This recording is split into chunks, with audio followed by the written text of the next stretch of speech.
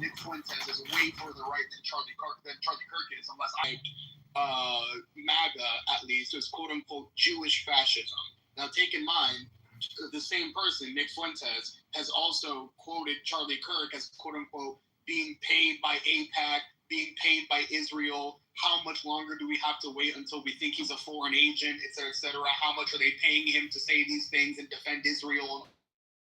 And so the far right, at least, it's not that they wouldn't call him or they wouldn't call him evil. They think what he's doing is even more evil because of their anti-Semitism. And they think they're associated with the Jews doing some random Jewish cabal shit or whatever that they think is going on. That, again, let me make it clear, I don't believe this is true whatsoever. I'm just repeating the talking points that Fuentes puts out. But, and I'm making it clear, I do believe Fuentes is an anti-Semite. I don't condone what he says. But that type of language and that type of rhetoric towards the Jews or anybody that shows some type of support for Israel, or that's MAGA, which has been showing more of a support for Israel genuinely, usually gets labeled as Jewish sympathizers, Jewish fascists, and they'll also get labeled, on top of being rhinos, they'll also be labeled globalist, quote unquote, which is their code word for you work with Israel and Bibi, and et cetera, and you're evil. So their definition of evil and their definition of fascism is completely different than what our definition of evil and fascism is. They think anything Jewish related, you're cooked, and anything then that's evil. So that's all I wanted to contribute. Well, that was short and sweet. Let me just say, guys, I have this article about Trump blasts the left, and I think, and Abby, I think that's a problem. I think the president just needs to shut up finally, because this is just gonna stoke the flames out. Yeah, I don't disagree with you, but I had a very close relationship with the Jewish community. He was a man of faith, and the community is a community of faith. Many statements came out publicly from national Jewish organizations in horror with what happened and in support of his family. And I know in this last election, those more conservative Jewish organizations worked very closely with Turning Point. So that if we can just kind of get off that subject, because rooms tend to go there, and it's just disheartening that there's always this attack. It doesn't need to be. Thank you, Council. Let me say hello to Lord Mwenda. Lord Mwenda, how you doing? Lord, are you there? I was saying that today with the Jet game. Lord, are you there? Please hear me, because they suck ass. All right, guys, we're going to go popcorn style. Please respect the one-mic policy. David, I know you tried to jump in early. Did you want to jump in now? Yeah, just had a quick question for Abby. As a lawyer, do you feel when there's official press releases, early stages, there's a lot of, there can be a lot of inaccurate information coming out from official resources, official agencies, I should say, in the early stages, since there can be pressure to come up with stuff? They usually caveat them. There'll usually be some kind of caveat that it's in the early stage of the investigation. You'll most likely hear that. And I think you heard that in this press conference that they gave the other day. My point was, it's still going to be a lot more accurate than people going down the rabbit holes of TikTok to learn their news, and that it's still a trusted source to get updated information. But you will often, most likely, when you hear a press conference or a press release saying still under investigation, that the facts are still being formulated, and it's early stages. I mean, that's pretty common. Yeah, and I definitely agree that it's way more accurate to get your information there than a TikTok or Facebook or even Fox News, CNN, whatever you want to call it. But personally, I feel sometimes in certain circumstances, they shouldn't just say anything to the public, because that could do more harm than good until they officially know. Do you understand why they released what they just released? I mean, they make decisions to go to the public when they're trying to locate someone. That was very intentional, very specific. Why they showed those videos, and they showed the physical person and what information they had. And they offered $100,000 reward. $100,000. They're using the public, and they're very specific what they release to the public and what they don't release to the public. It's very calculated. If you worked in law enforcement, I'm sure you're aware of that. Yeah, I'm not talking about the videos of actually identifying them. Oh, yeah, those need to go out ASAP in many ways. ways that those can be delayed 100%. But I'm talking about not necessarily just this case. I'm talking about just general, what if it's any of the active shooter situations? Sometimes they give out just facts that I think are information too early without, and it doesn't do the public any good about getting partial information about who his roommate is, maybe, or whether this person is transgender or not transgender, or if his roommate's transgender. Don't understand really how that helps, but yes, identifying things on, hey, this is what we're looking for, this is the clothes, or anything that may identify the person before they catch them. Yes, get that information out to everyone ASAP. And don't delay. I 100% get on that. I understand. But some of the other information, I just think certain agencies just should keep their mouth closed so they can do more damage. I think that's a judgment call by that particular law enforcement agency running the investigation. Sorry to interrupt. John Kitover is broadcasting this live. He is. Let me go ahead and play some music. Let me cue up some music. I'm sorry, guys, but it's just really annoying. And If we play trademark music, he can't record. He has to stop. Ken and I take over. Hold on, I'm gotta cue it up so somebody can talk while I If you want to cue it up, Son, can we do requests here? I was just gonna say, can you do Rocky got it. Yeah, Rocky T. Come on, Rocky might come into Rocky.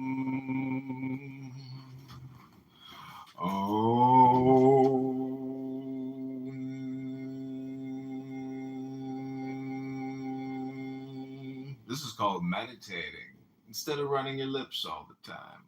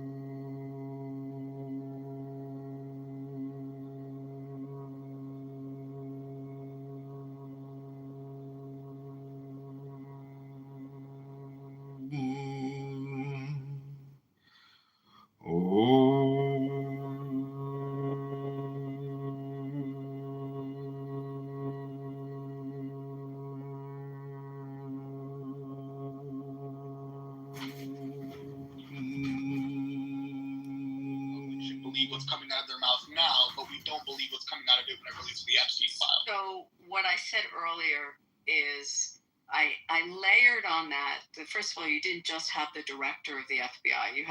You had the agent, the regional agent in charge of what would be northern Utah and that branch. You usually have a U.S. attorney from that district. You usually will have in those press conferences, you had the governor of Utah speak. You probably have if you have the district attorney from that county, you may have the police chief from that that municipality that's affected. I mean, in most of these press conferences, it's not just one speaker. So and I gave the example that, like, in New York, when we had that shooting, what was that, about a month ago? Someone can remind me. And the dude was from Vegas, actually. They went to New York and I know what you're talking about. Yeah. Shot up the building with the NFL. I mean, in those press conferences, if you remember, you had the chief of police of New York Police Department. You had federal. You have people from the Justice Department. So in these press conferences, it's usually an array. Now, whether you trust Patel or whether you trust Director Ray when he spoke before it was Patel, right. I mean, it's vetted with a lot of other people that are in that investigation. And, that's, if you don't like one, you have enough to choose from up there that, that are taking that investigation, that you should have a comfort level with it. And again, I'm also saying that versus finding some conspiracy theory on TikTok. I mean, just Use your brain. Oh no, I agree with taking the But work. the governor of Utah seems seemed to me very balanced through this. And by the way, I was going to put something in the chat that Gary put in his chat. You're going to be shocked that I'm the one saying this, but I don't know if you heard Bernie Sanders. Yes, I did. I listened to Bernie. What did he say? I was amazing. I'll put it in the chat. It's actually something, Jay, you might even want to play in the room. Nice. And you think I'm the last person to tell you to do that, but Sanders came out with an excellent statement about political violence and how wrong it is. And when he gave it, he cited left and right violence. And it was actually a very balanced statement. So But I think that's what we have right now. We have to go on real facts as they come out. And again, it's not usually these press conferences are an array of people that are working the investigation. Also, just one last thing, just to piggyback off of David's point a little bit about the unnecessary information that comes out sometimes, I'm a little bit confused sometimes too as to how the automatic assumption is that you dated a trans person, therefore you're left wing, when one of the really big and still currently very big conservative influencers is Blair White, who is a trans woman, right? So I don't think being transgender exclusively puts you on the left when we've had multiple transgender figures that are consistently out there on the right espouting right-wing claims too and supporting Trump, including Caitlyn Jenner, for example. So, I hear you, but I think generally, if you were to poll that, you would probably see in polling that a conservative, and looking at the position that people that vote more conservatively are probably less in support. And you saw that in this last presidential election with that issue becoming front and center in that election. And people took very, very strong positions against it. As it came up with Waltz and the tampons in the bathroom, and then going forward with the whole gender issue. So I don't know, and I'm not here to opine as to what the percentage is, but I'd put some money on the fact that it's a pretty high percentage. Thank you. Or not. Thank you, Council. Hey, Jordan, hold on, everybody, hold on a second. You gotta get in the Being speaker. recorded? I have no idea, hon. Supposedly, yeah, because he played a buzzing sound when the music was being played. So we'll play music again in a minute, but I want to say hello to Lucky Sinclair. Lucky Sinclair, how you doing? Hey, bro. Do you want to chime in on will Charlie Kirk's death spark more violence in America? Heck no, that's one of the most disrespectful things that could have happened to anybody in America. See, like, I'm not going to judge the brother, but there was people that was listening to him of a certain group, and they found somebody that they could respect. And when you take something away from somebody, even if it's sacred to the minutest point, you cause anger and strife. Those people who cause anger and strife, they don't care about peace. They enjoy contention. And I think that is devastating. Thank you, Lucky. Jordan, then.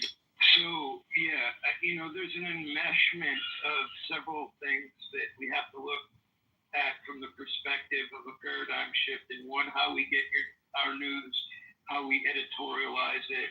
I mean, if we didn't have new media, right, we would simply hear of this event. We would possibly make the assumption that it was, political warfare, and then we would have to wait to hear the facts, right, from the investigation. But so now what's going on is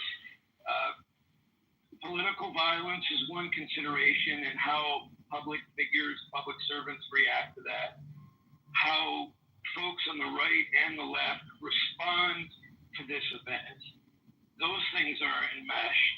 And then there's a feedback loop on how the press and political figures then respond to how we perceive things and process it in social media. So the dynamic is rather complex and confusing, and people who don't pay attention to politics very much, which is most Americans, I mean, they may be polarized, but they're not as vested in it as, say, we are.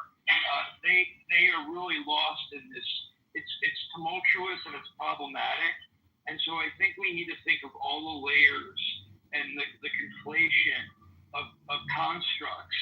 This is really complicated stuff and very nuanced, and then we aren't diving deep into some of the content that is out there that is disinformation and misinformation. I mean, the whole thing is just an absolute mess, but it's serving some stakeholders. And I think, I don't know how you could tease this out in a week, much less a year.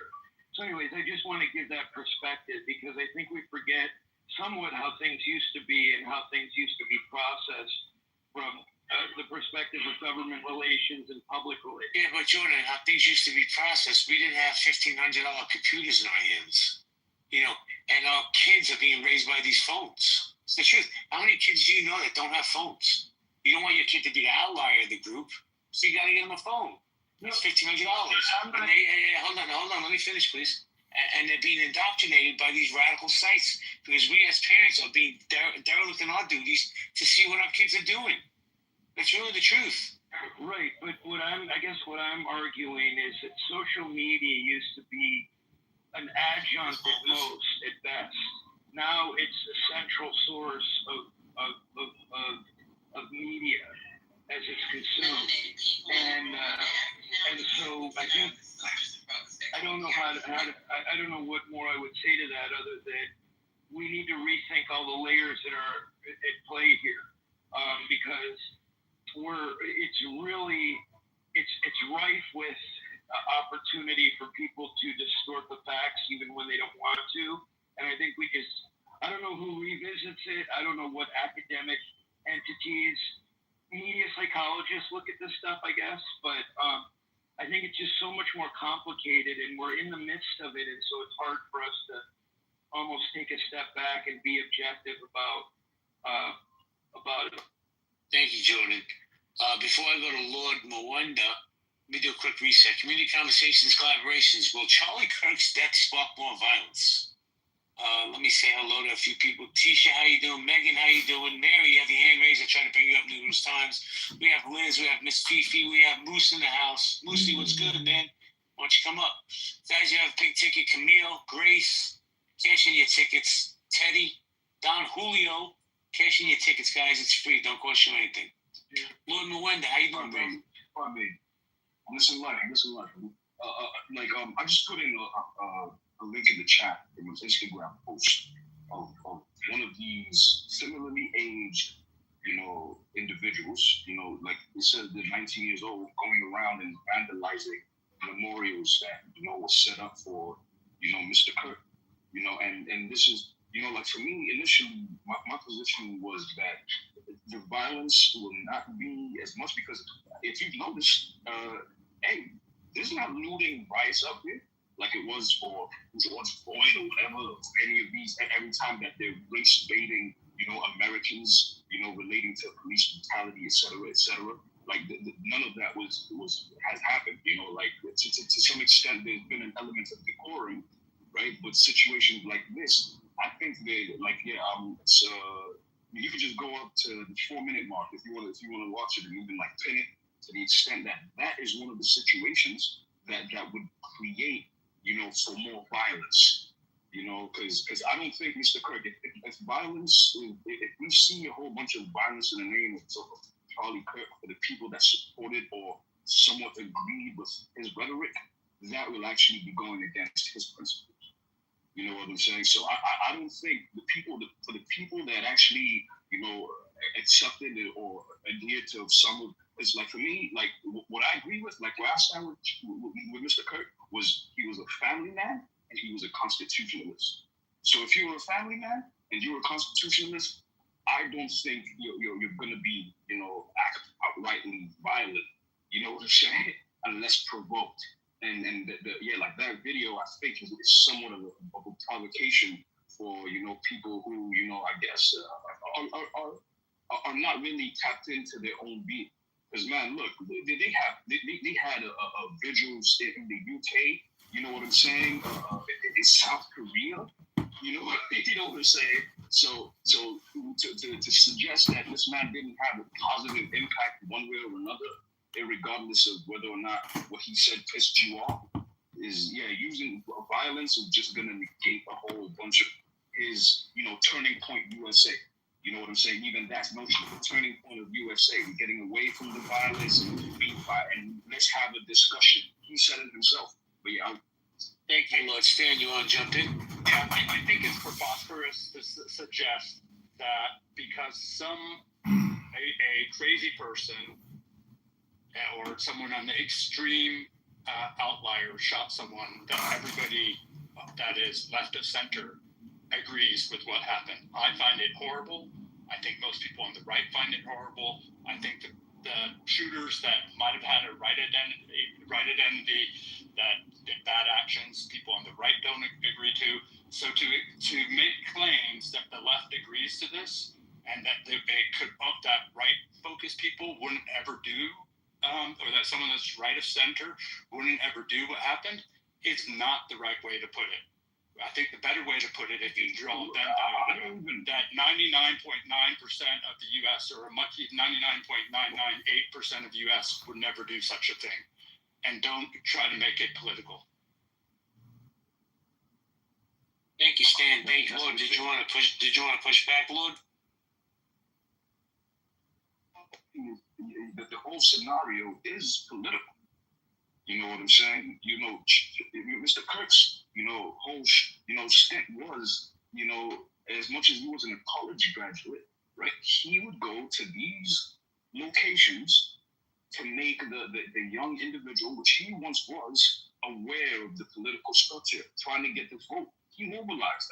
I think, if we're going to be honest, he was, part and parcel, instrumental in Donald Trump's re-election, this past 2024.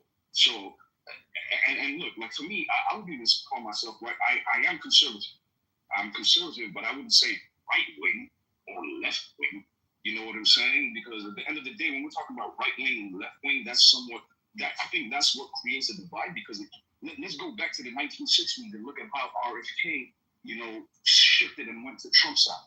Because at one point, it was JFK that was saying, ask not what your country can do for you, but what you can do for your country, right? But now what do Democrats do? The Democrats are the one pushing welfare. Your country will do this. Come. You know what I'm saying? It's so I think. Go ahead. Correct me. Okay. The fact that people care about the rest of humanity does not make it bad. I believe that most people that go to church in various religions, and it doesn't matter which type, believe that the other people, that they want other people to do better in their life. They don't want them to be in pain. They don't want them to agonize. They want the best of everyone. And to suggest, like you just did, that Democrats or half the people in the U.S. don't agree or are bad people because they want other people not to be bad off. I did not say that. It's just not that's you're pushing an agenda that you're believing that everybody left the center is a bad person and agrees with it. I'm against that. I think the Venn diagram would suggest the vast majority of the Americans find what happened detestable. They don't want us to be in this situation. We want to tone down the rhetoric, not tone it up. There were bad people, but if you look at what was the majority group of people politically, how did they politically identify those who were celebrating Mr. Kirk's death? I want to just point out to what JB put up above, is that causing us to tone down? No, that's going to cause people to turn up. It's like playing Giacomo. He wants to stoke the fire because, like this guy, I was just watching a video. This guy was planning this for a year. He doesn't want the people to be silent. He wants to fucking peg you Trump wants to get these people like to start speaking and talking and letting out their fucking hate, and so he can put a tag right on you. Right. So then, if that's the case, why should any leftist start bowing the knee and start playing both sides of it? The Republicans would never step down to acknowledge what's happening on their end. That's fair game. But like to Dan's point, suggesting that just the people on the left are the bad guys. No, that's why I brought up the notion of JFK and how the left wing at some point, right? That's about 60 years ago, right? What their position was, right? JF asked not what your country can do for you, but what you can do for your country. Yeah, right? but Lord, respectfully, we are in a totally different political climate than the 1960s. Even though there was racial divide and there was civil rights. Hold on, let me finish, please. Thank you. The Americans, we don't think like our parents did or our grandparents did.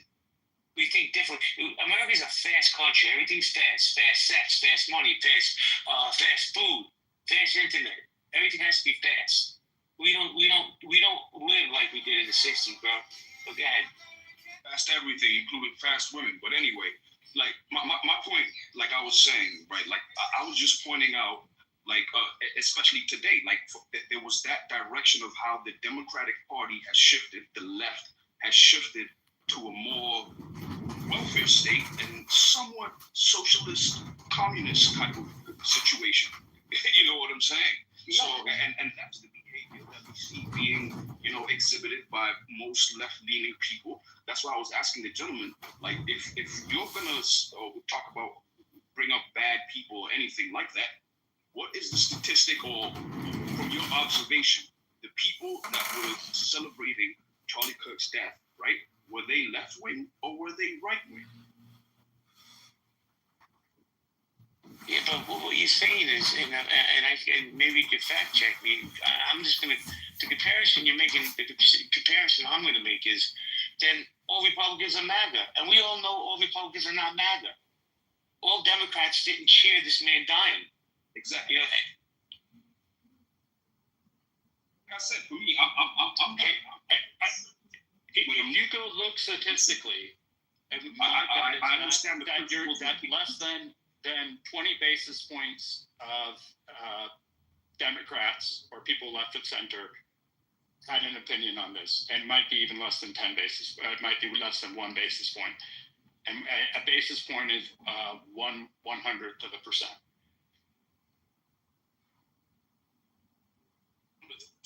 Was that like 0.0 something? 1/100th of a percent. So I said 10 to 20 basis points would be my bet. So 1/10 to 1/20th, or 1/10 to 1/5 of a percent. So let's keep it simple for us that are not in math, right? Is it a 2-to-1 ratio, 1-to-1 ratio, 5-to-1 ratio, 10-to-1 ratio? Because that's where the question of the room comes in. Will his death spark more violence, right? And who will be the initiator or who will be poking the bear of violence here in the United States of America? Because so far it's been 3 days. That happened on the 10th. It's been 4 days. We're entering September 15th. So 5 days, and we haven't seen any riots, and cities being somewhat destroyed, businesses being destroyed because, Mr. Kirk was assassinated, at the end of the day, albeit it was by a civilian, like the situations where the riots happen when it's black people involved, it's generally from, it's mostly like state sponsored, let's put it that way. But regardless, we're not seeing, the kinds of riots that happen when, somebody, where it's politicized, where the death of an individual is politicized. Wait, we haven't seen riots for the death of an individual is politicized? In this particular situation, we're not seeing widespread violence and riots and destruction of property. Well, there was a riot the other day. It was the white men fight back thing that happened. There was a riot and property was damaged. There was damage to property and all that good stuff? Not to the same extent as the previous riots have been, but it was still a mass gathering of them doing it. Yeah. Was it a riot or a protest? I'll double check the extent of the damages. I'm not sure if they extended down to riots. Let's see. And I guess the same question I would ask you on these what you call protests that I call a riot. Where would you make the distinction? If there's vandalism, if there's property damage, if there's a blockage of traffic, if there's recklessness, misdemeanors, felonies, at what point do you turn it from protest to riot? Just curious. I'm not putting words in your mouth. I'm just curious where you in your mind draw that distinction. Yeah, I would say a riot probably comes to the point once it's gotten, once like you start seeing like shit get broken, et cetera, and all that type of stuff, I'd consider that a riot. Yeah. So shit getting broken. So do you think? Were the BLM riots right, or were the BLM protest riots? Yes, I do agree. Yeah, with that. I mean, I'm by my home, like 1 block from my apartment. Yeah, like I don't have a problem. Like the difference between what about I don't have a problem with shit getting broken? Shit getting broken is what you said. Yeah. So what happened on Columbia's campus when they took over the building and when they destroyed the property, or what happened? Yeah, shit got broken. Is that a riot? That being a riot, well. You just said shit getting broken. They busted up. That one I probably couldn't say much to because I'm not as familiar with what happened at Columbia. Okay, so if I tell you a whole building got busted up and they took a man, they kidnapped him. Okay, then yeah, that's a riot. Okay. What about like in front of Union Station in Washington where they like if you're just gonna keep pointing out things that are obviously riots, I'm just gonna say yes. No, she's not. She wants to say she's XG, I'm doing the opposite. XG, I'm doing the exact opposite. I'm pointing out things that were written in the press as protests. That's why I'm asking you. So I just gave you an example of something that happened that was written up as a protest, not a riot. But I gave you exactly what occurred, and I used your words to describe what you think a riot is. So a bunch of people beating up on cops or on park police, destroying federal monuments and defacing them and causing damage and attacking park police, and would that be a riot or a protest? No, I'd say that's a riot. Okay, but it was written up in mainstream media as a protest. So I'm not jumping on you. I'm just saying, like, it's interesting where people have the distinctions, and it comes into play in very significant ways, not just as the public is hearing it in the media, but in legal cases. And this happened right after the what we're going to deem as riots in Minnesota. Okay, we can agree they were riots. Yeah. And buildings were burned. So someone threw a Molotov cocktail and burned up a building, a pawn shop, and killed a father. I forget how many kids the dad had, who killed a man. And when he went to trial, they were presenting it as protests and not riot. And the judge, and there's a very good article about this, I can send it to you. The judge took the approach that it was a protest, not a riot, and it was a much lesser sentence. Yeah, that makes sense. Okay, well, it makes sense when it's not a good thing that it happened. Well, yeah, it's not a good thing. It makes sense. But that's why the distinction can come into play in a legal sense as well as in a... I wasn't, let me make it clear. I wasn't denying the distinction at all, or that saying it didn't exist, or saying that violence or riots on my side of the aisle have never happened. No, that's a difference between me and Republicans. I will be willing to disavow and acknowledge the things that have happened on my side and be like, yeah, that shit was wrong. Shouldn't have happened. That probably shouldn't happen again. I disavow that. That's the difference between my side and the other. No, I'm not saying they'll just act like any violence that comes out of their side happened because of us. XG, I'm not saying one side or the other. I think it's really important, though, to define terms. You can apply it to all the fact patterns, but define the term first. So thank you for doing that. But I think that the Brandenburg versus Ohio's case The incitement. was relevant to the college decisions that were made. I'm not an expert on it, but I do know that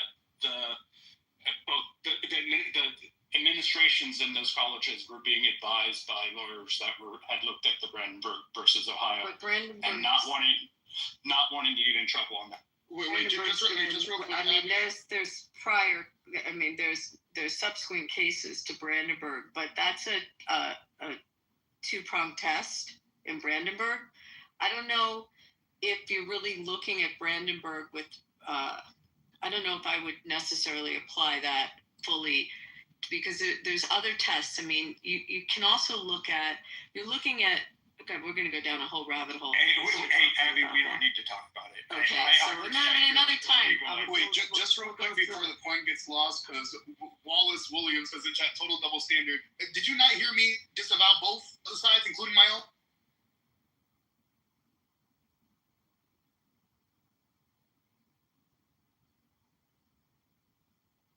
I don't know if he's writing in the chat. Remember always, though, with any of these, that the policing powers of a government, of a state, specifically of a state, the policing powers that are given within the 10th Amendment, give that governor of the state the power to protect the health, safety, and welfare of the citizens. And when it is, something like a protest, or an organized gathering, there's the right to not take away and put a prior restraint on them gathering, but to limit the time, place, and manner that they do it. And we have that ability under, the policing powers to protect the citizens, that people aren't gathering at 3 a.m. in a private neighborhood banging drums. It's time, place, and manner restrictions. Anyway, but Stan, we can do it another time. We can get into it. Wait, what's Brandenburg?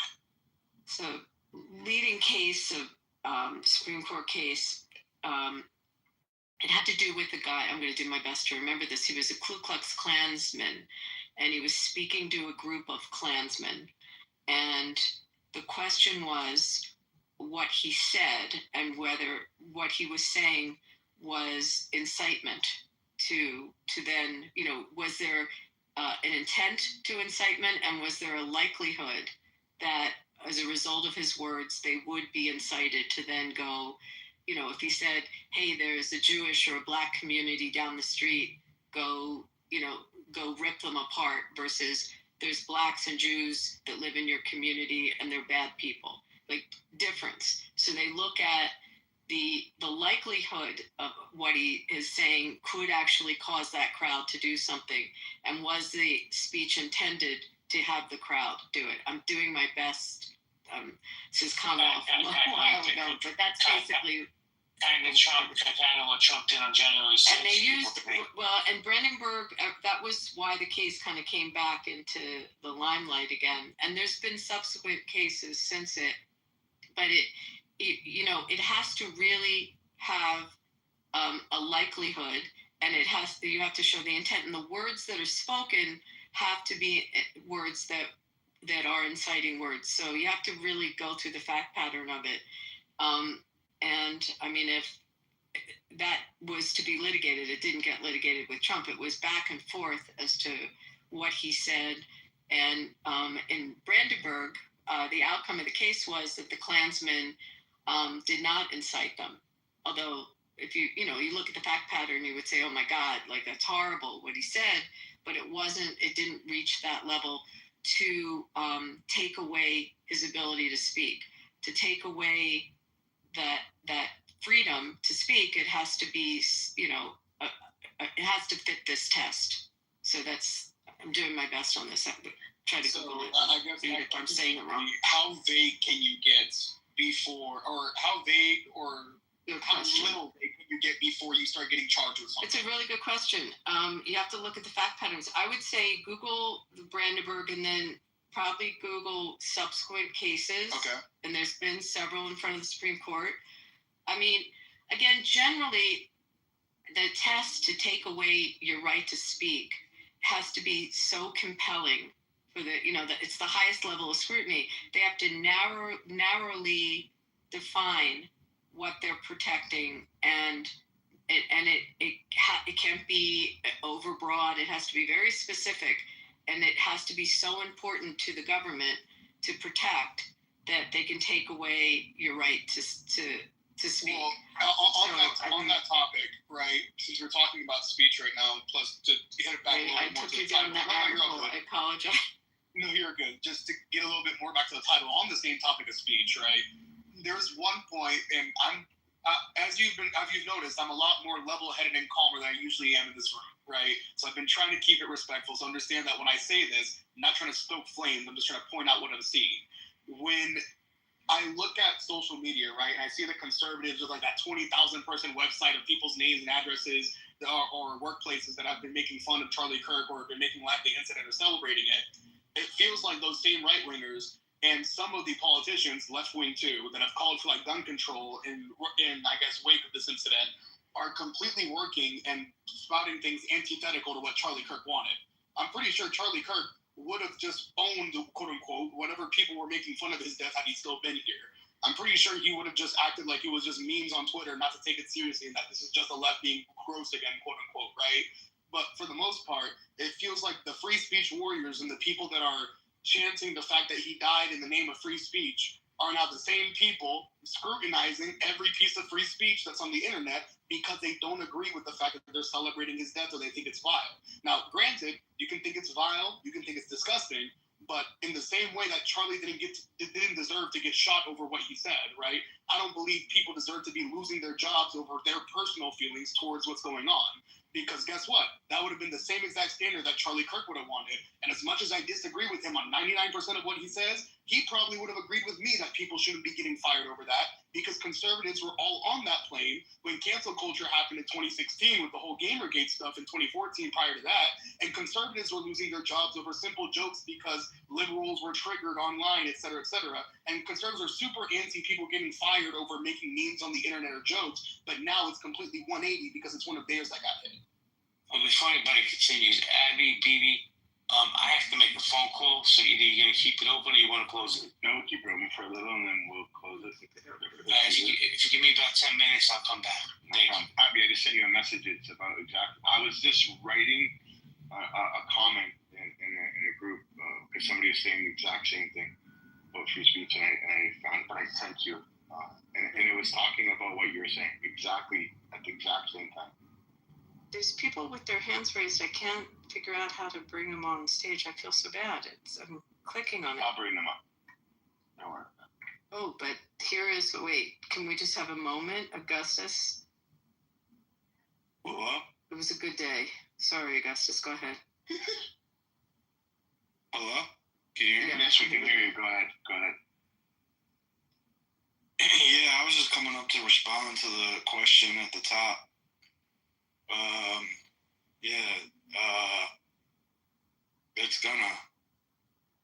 It is going. Okay, and then why do you believe that?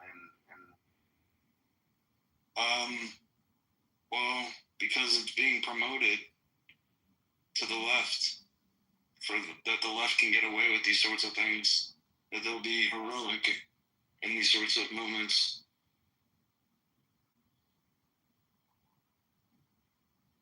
Thanks for letting me share. Heroic in what sense? Like, who's getting away with it? Like, I'm pretty sure he was caught.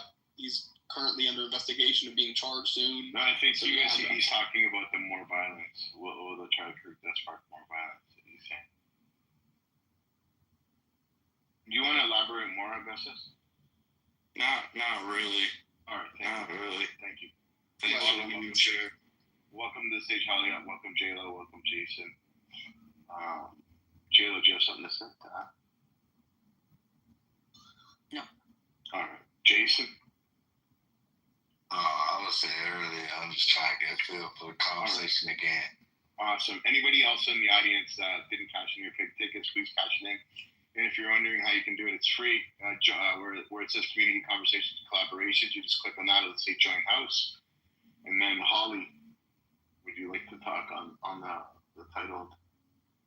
Yeah, I mean, sadly, I'm kind of with Augustus on this, and it's a scary state of affairs. On the flip side, even though I've been really down in the dumps about all of this for days, today I've really started to see and recognize that the antithesis to the evil,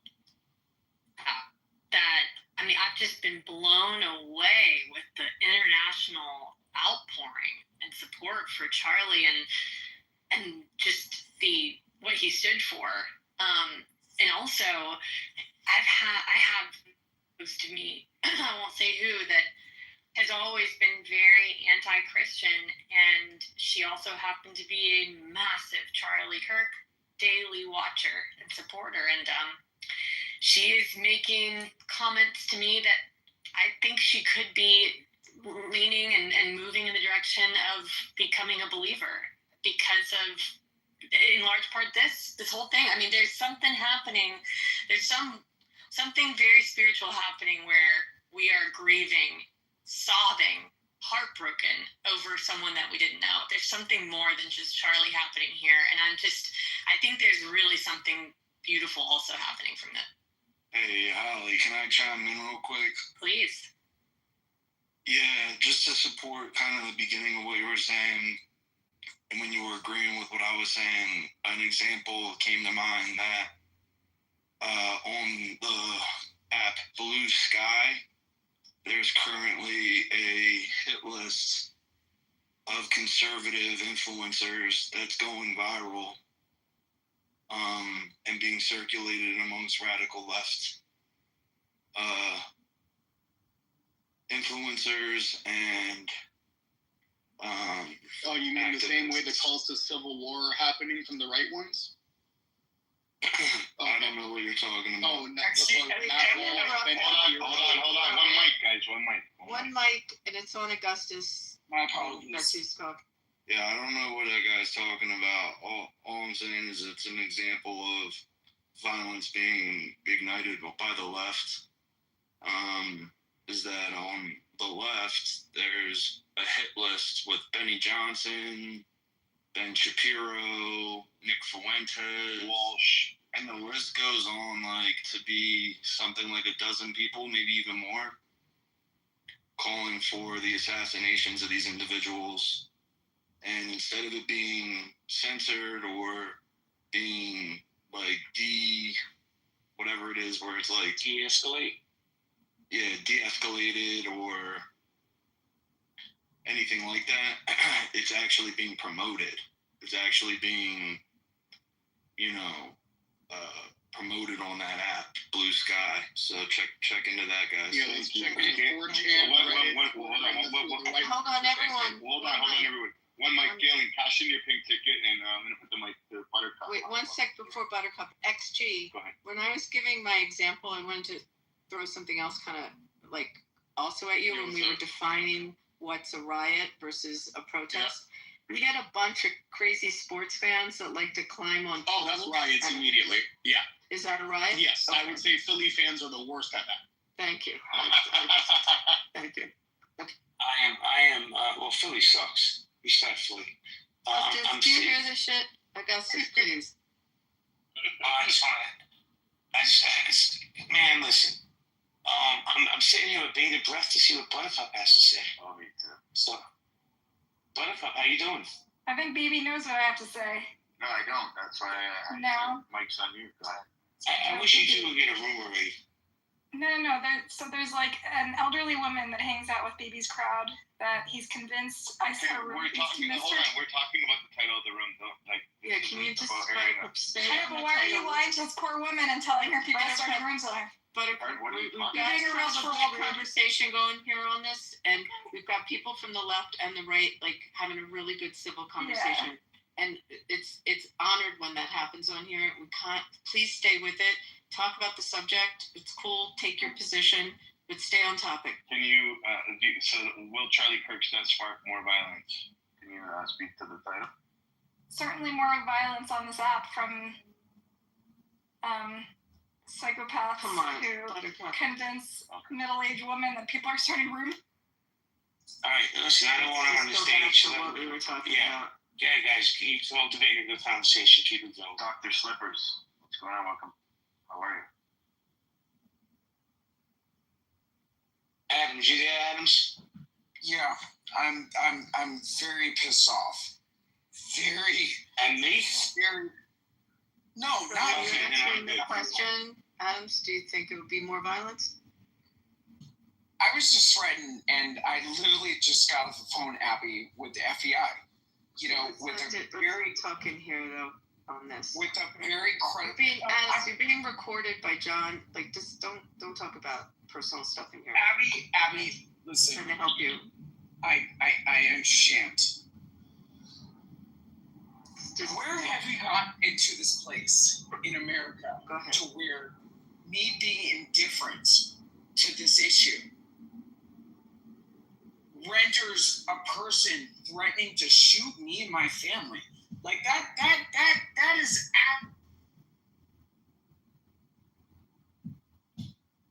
Engineers in the Matrix. At this point, Robbie, people have lost their minds, and Dr. Circus, you're in the Matrix, bro. I'm gonna wait for one of y'all to say it was a leftist. Can you hear me? Yes, we can hear. We can hear. Hold on. My heart breaks for the Charlie Kirk family. I couldn't even imagine.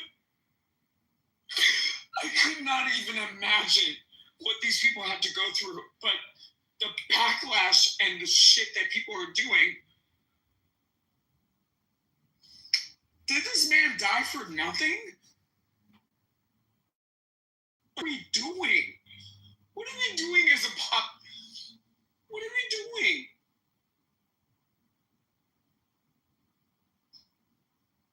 This is so incredibly heartbreaking.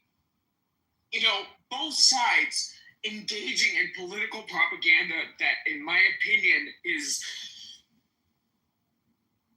it's detrimental to the furtherance of us as an American population. And take a breath, Adams. Jay, do you know how scared I was? Like, earlier today, like, somebody literally, like, threatened to unalive me and the rest of my family over not meeting a moment that people feel I should have met. I'm tired of this. I'm so incredibly tired of it. Like, I'm so tired of it. Like, this is so fucked up on so many different fronts. I mean, if anybody saw Charlie Kirk's wife leaning over her husband's casket, I couldn't imagine how that woman feels in this moment. But I've been there in saying goodbye to a loved one, and, you know, having so many people having so many strong opinions to be said. We need to be kinder to each other. We do. We have to. We must. We need to be kinder to each other. And I'm sorry for getting emotional. Like, I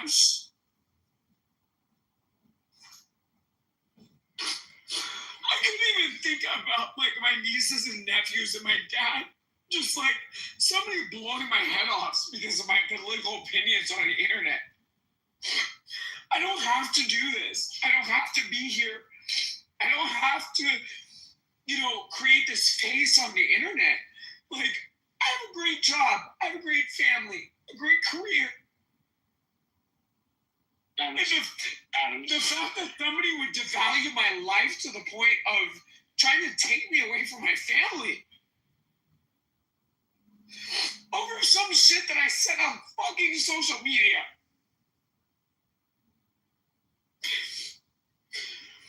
As a Republican, I cannot stand with this. Sorry. Adams, why don't you take a few minutes and I'll definitely come back to you. Let me say hello to J-Lo and Dr. Cato. Hello, ladies.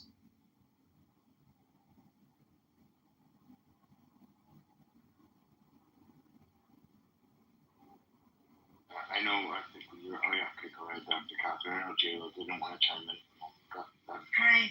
Yeah, I have to say I've seen on social media, I'm in a lot of like physician groups and stuff, and one is literally called like Empowering Women Physicians, and like hundreds of women are fighting with each other about this. Hearing Adams in tears, we've seen a lot of grief, a lot of anger.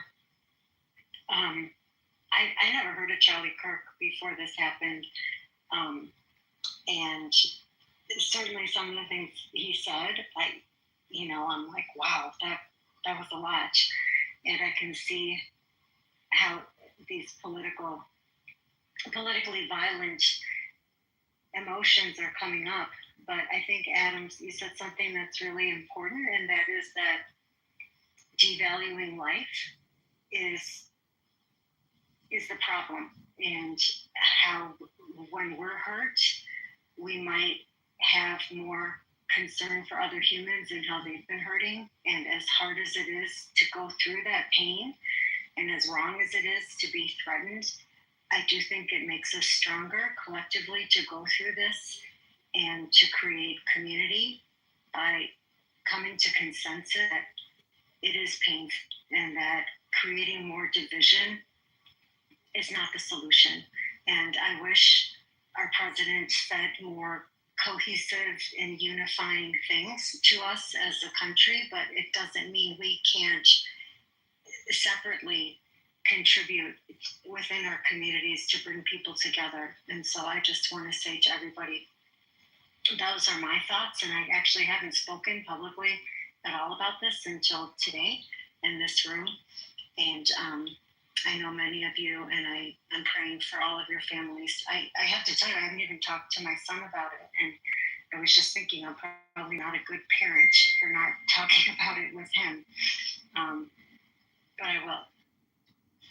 Ms. Catherine, if you don't mind me asking. Ms. Catherine, how do you have a conversation? Very quick, Doctor, just very quick.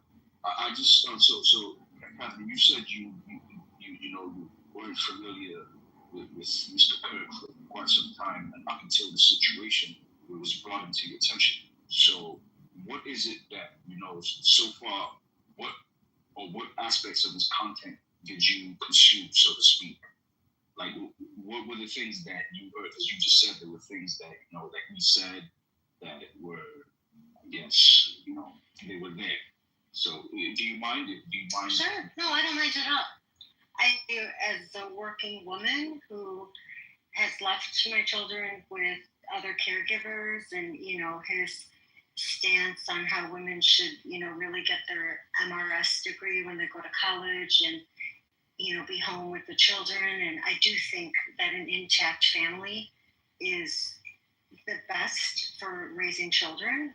But I think how we define family should be more about love and partnership and community within the family, more than just it has to be a man with a woman and the woman stays home and the man goes to work, and some of those conventional conservative thoughts that where I live and where I work, and when I'm on the front lines in the emergency department, that's not most of the time what I'm seeing. And I wouldn't want children to think that their families aren't as valued as what he says a woman should be as a mom or a family should be. So I do think that's there is now sounds like it takes a village to raise a child.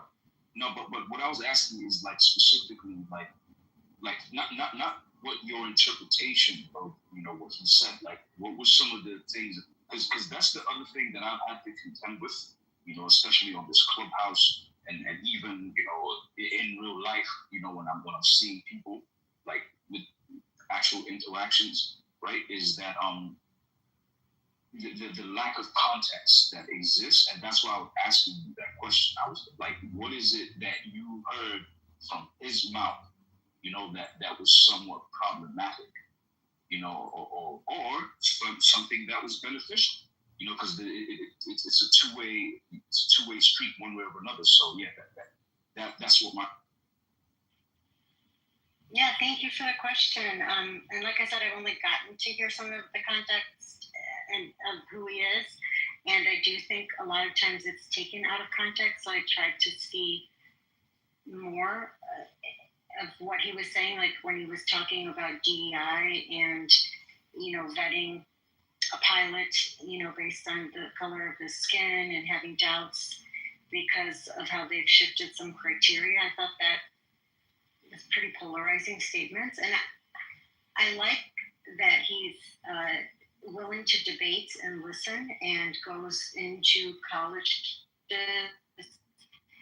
and really, I think it's great to see young people caring about family, caring about politics, caring about community. But I do think he was a polarizing figure. And I do think that has, unfortunately, we do have to look out for when we take public positions and they're not popular, people do get killed. And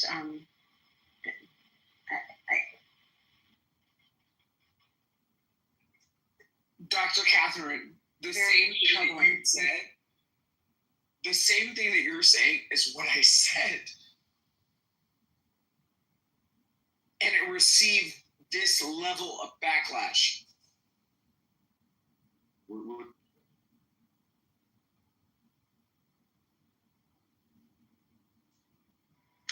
But the violence comes from the left.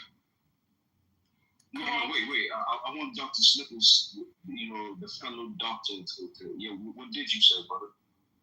Oh, hold on a second. Before we get to that, let me say hello to Nutrition Lee. Nutrition Lee? Hey, Hi. you can just call me Leah. I'm sorry, it's complicated, but hey, Catherine, it's been a while since we've spoken. I just want to kind of bolster what Catherine was saying. Here is a direct quote for you.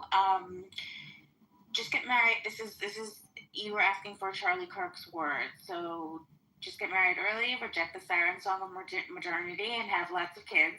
Being a part, which I'm just because you asked for his words, not an interpretation, right? Being a partner at a local law firm isn't actually that big of a deal. Having 3 kids is a really big deal and will make you happier, and it's okay to be a stay-at-home mom. In fact, we need a lot of stay-at-home moms, and a lot of women want to be stay-at-home moms, and we have miserable women because we've been shuffling them into corporate wasteland, when in reality, a lot of them don't find a lot of passion and fulfillment in that line of work, and who can blame them? And that's like a pretty mild quote for a lot of what he said in terms of women not working, but I don't think Catherine is interpreting what he said. I think it's that's his belief, and I don't think it's a good thing or a bad thing. I think it's just he said what he stood for, and I think that's commendable that he said what he stood for, but that is what he stood for. But it's okay that he has the right to have the opinion to stand for that. Right. Of course. I mean, I think we live in a dangerous place and not a democracy if we're killing people for listen to what we were talking about before. And again, I'm the last person you would think to tell you to go listen to Bernie Sanders. Someone put the link, if we can find it, I'll put it in the chat, about political violence and people having the right to say exactly what you just read. And hey, anecdotally, I've had the career with kids and a partner in a law firm, and some of his saying what he says, sometimes you have to take pause. You look back and you think about how you were as a parent and would things have been different if you took a different direction and you were a stay-at-home. It does give you pause. It's not. I'm not saying right or wrong, but it's not so wrong to make people think. Abby, really quick, could you give me any example of somebody on the right also denouncing both sides of violence like Bernie did? Yeah, I mean, it's probably, I haven't searched it, but I'll find it for you. That happened to be in Gary's chat. So we all just stand, Dr. Jordan and those of us in Gary's chat just saw it. But, if you'd like, I'll search and I'll find statements from maybe, someone in Congress I will look for it and find something for you. But it's just a general statement about exactly what you just heard. Having an opinion, and it's okay. That's what our foundation is. Well, let me ask you a question. Hold on. Let me ask you a question to Leah. Leah, do you find that statement you just read, do you find that to be problematic, or you have no issue dietitian. I have my own practice. I work, and I think, and I'm a mom, and I think you can work and be fulfilled, and also be a fantastic parent, right? So it's not that I have an issue with it. I would say I think there are also stay-at-home moms who are very fulfilled. It's that it's not my path, right? Are there things that Charlie Kirk said that I agree with? Yes, but that's not. I think I came up because I wanted to. The question for Catherine was like, is that your interpretation or is that what he said? And that's what he said. But I think that's okay. Like, should he have been murdered for saying what he believed in? Like, no. That's to me, that's insane in a healthy democracy. I mean, how many of us were raised by stay-at-home moms? I mean, I'm older, so maybe my parents' generation was a lot more stay-at-home moms, but just curious. Everyone on the stage was raised by my mom worked part-time, but I want to just add really quick. I mean, and this is with no intention to be prophetic, but Charlie's wife had a law degree, held a GED. She was working on her PhD in Christian leadership.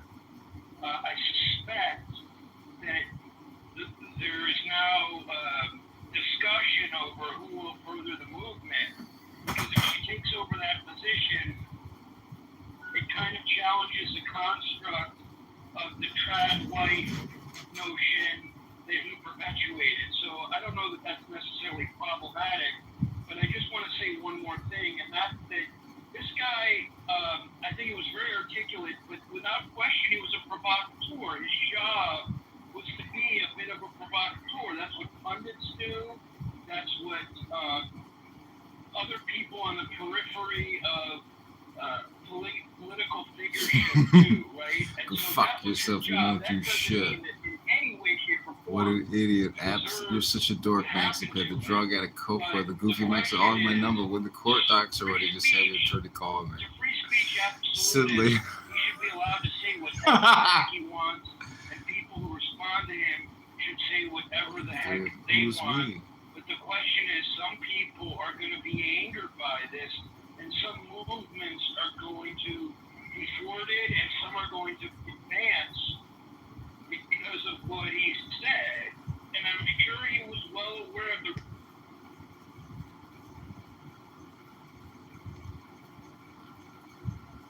Well, to speak on the risk, he met with a security company a couple of weeks before he was assassinated, and they told him he needs to put bullet-resistant glass around him and he shouldn't be doing these outdoors. He said he would take it into mind, and he would get back to him. He never got back to him. Excuse me, JB, can I get in the queue? It's your job, Brian. How you doing? Hey, good evening, everybody. Thank you for having me on stage and giving me the opportunity to speak. So I just wanted to salute to everybody. I see we got Dr. Catherine here on stage. There's some prominent people in this room right now. Like I said, I would like to salute to everybody that's commenting in the chat and engaging with their words as well.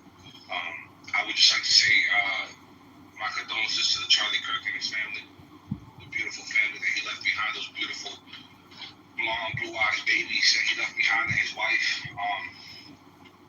I think it's horrible when I see people just trolling Charlie Kirk or laughing about what happened to him. I mean, what happened to him was horrible, and I'm still hurt.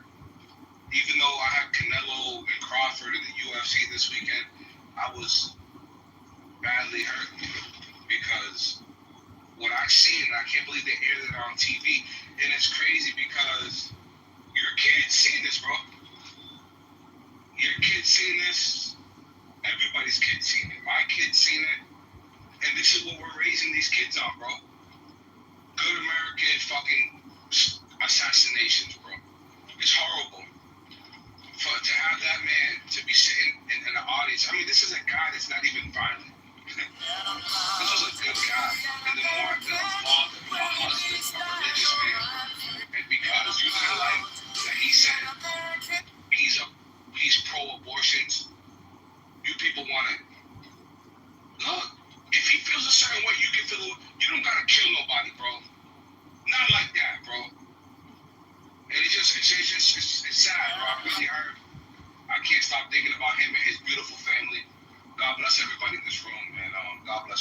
That was an amazing fight, wasn't it? I thought Crawford dominated. I thought it was boring. Yeah, I don't really want to talk about that because of the seriousness of the topic. No, fuck Crawford, fuck boxing, bullshit. I'm sorry, fuck you on that because I love it and it's our lifeblood here. So sorry. I thought it was a boring fight, to be honest with you. But Canelo didn't bring his A game. I wish Canelo are broken down. Poor Canelo, man. Almost packed. Yeah, it was anyway, to answer the question, XG, I started to put some stuff in the chat. Yeah, what's up? I just did my best with this. So Mike Johnson, and I'll try to get the video of it, recorded a video message, and I put his quote in the chat. Also, the governor of Utah, Spencer Cox, also made a very beautiful statement about having moral clarity and stopping the violence. Now, just real quick, in those clips that you just mentioned, and I'll take a look at them for sure right now. I have to, those clips that you mentioned, they have, in the same way that Bernie denounced and listed specific examples from both sides that he denounced, they have as well. I'm going to find, I have to sit and listen to videos of them. You're killing me. No, I thought you had already, that's why, my bad. No, but I'm just, my quick search, the National Governors Association came out with condemning it with a statement. And then there was a co-sponsored resolution in Congress by 52 House Republicans, also reaffirming the same statement. There was a joint statement from college Republicans and Democrats together.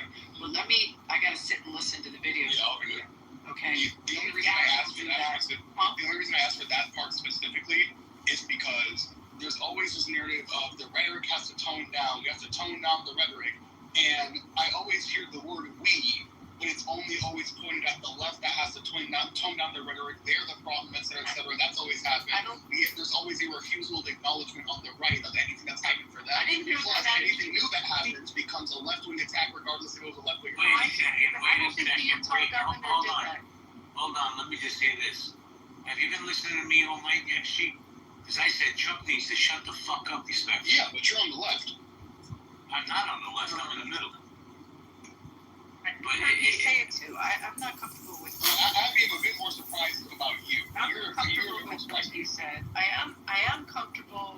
I really like Mike Johnson, and he usually is very balanced in what he says. He's also very much a man of faith, and I respect that about him. So I will listen to the full video from Johnson, and I really am impressed with the governor of Utah. I didn't really know much about him before. Well, Abby, it's just my opinion. Mike Johnson has done a way better job than anybody thought he would when he first came in. I know, and he's crossed the aisle quite a bit. I mean, he's pissed off some far-right Republicans as he's done it, but he's crossed the aisle and he's worked well with Hakeem. And you can't take that away. I mean, that's what they're supposed to do. They have to get legislation through. But I promise you, XG, I'm listening to this room too, but I will listen to the videos and try to find them for you. The other thing that people haven't talked about is the fact that Mr. Kirk was poised to run for president one day.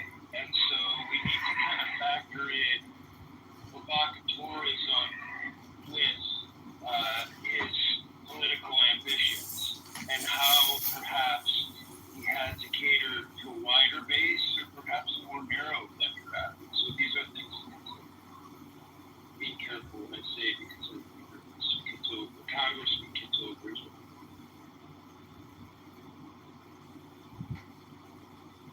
So I'm probably in the same chat that you were in. There was a piece this morning where someone suggested that he was at this point a political performer, which is kind of a new role that I hadn't heard of before. Someone in between a politician and someone that, this is probably important, that is able to monetize their opinions on social media.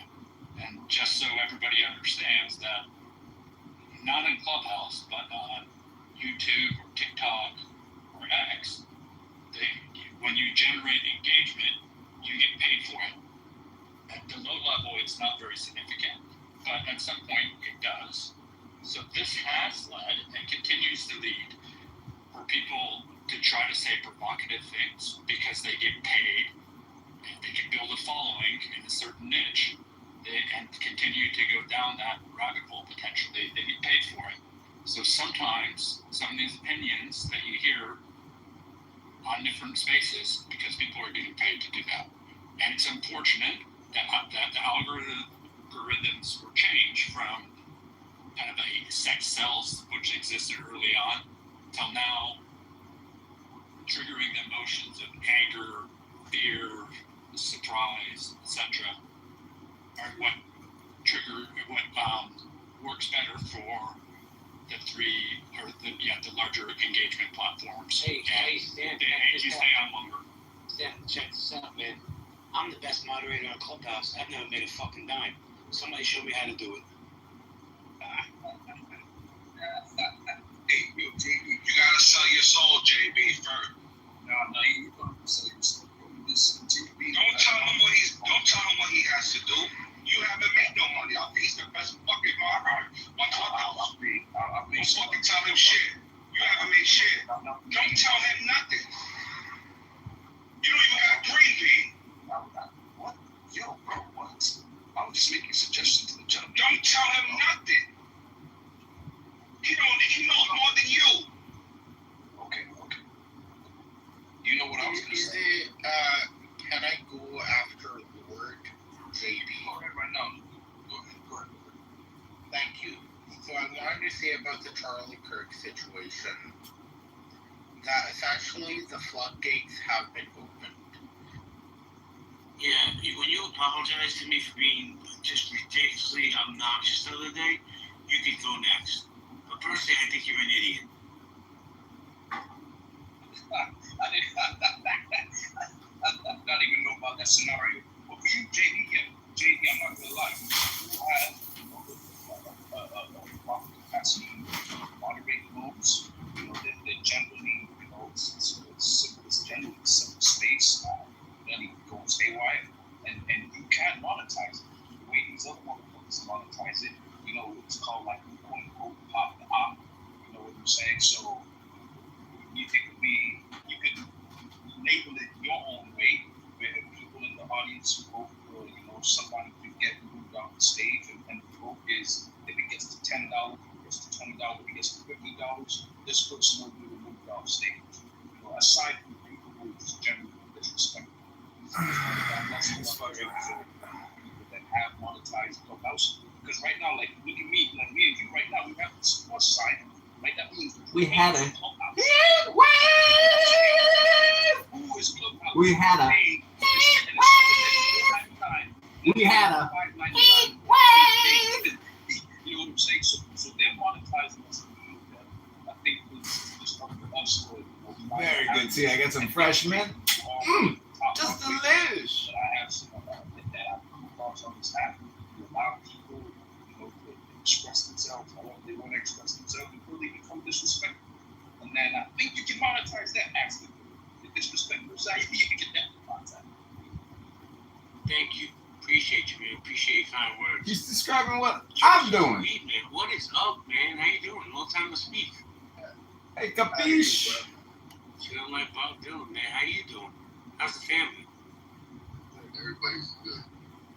Man, dude, let me tell you something. I know you for a few years now, and I'm looking at your PTO. I'm like, this fucking dude doesn't age. You know why? Why? Oh, I know why. We're not even going there. Anyway, we man, you're a security guy. Well, Charlie Kirk's death sparked more violence in America.